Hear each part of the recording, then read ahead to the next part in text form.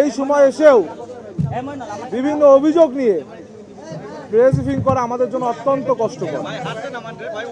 আপনারা জানেন আজ সকাল থেকে বাংলাদেশ জাতীয়তাবাদী ছাত্রদল সমর্থিত বিবি প্রার্থী আবিদুল ইসলাম খানের আইডিটি সাইবার অ্যাটাকের মাধ্যমে সকাল 9:30টায় ডিসেবল করে দেওয়া হয়।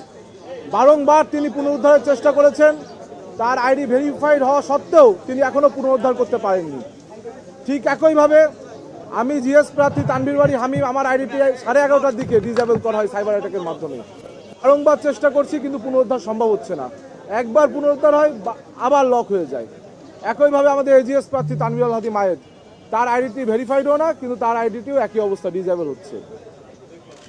তো একটি গোষ্ঠী যারা এই নির্বাচনে, আগামীকালকে নির্বাচনে পরাজয়ের আশঙ্কা থেকে যারা জনপ্রিয় ছাত্রনেতা রয়েছে, শিক্ষার্থীরা যাদের পাশে রয়েছে,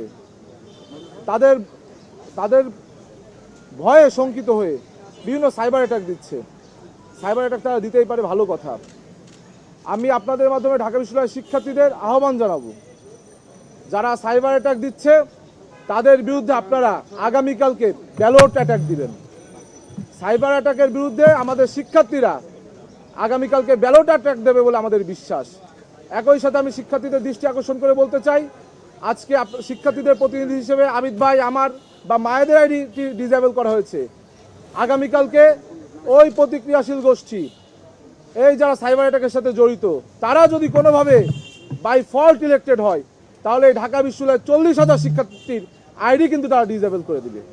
আপনারা দেখেছেন পূর্বে রাষ্ট্রের পক্ষে দেশপ্রেমিকতার সাথে যারা কথা বলেছে তাদের গুম করা হতো, আর এখন যারা দেশপ্রেমিকতার পক্ষে কথা বলে, দেশের পক্ষে কথা বলে, তাদের সামাজিক যোগাযোগ মাধ্যমগুলো বিভিন্ন সাইবার অ্যাটাকের মাধ্যমে বন্ধ করে দেওয়া হচ্ছে। এই দুটোই কিন্তু সম অপরাধে অপরাধী, এবং এই প্র্যাকটিসটি, এই শিক্ষাটি যারা গত 17 বছর আওয়ামী ছাত্রলীগের সাথে মিলেমিশে একাকার ছিল, তাদের মাধ্যমে এখন চর্চা হচ্ছে বলে।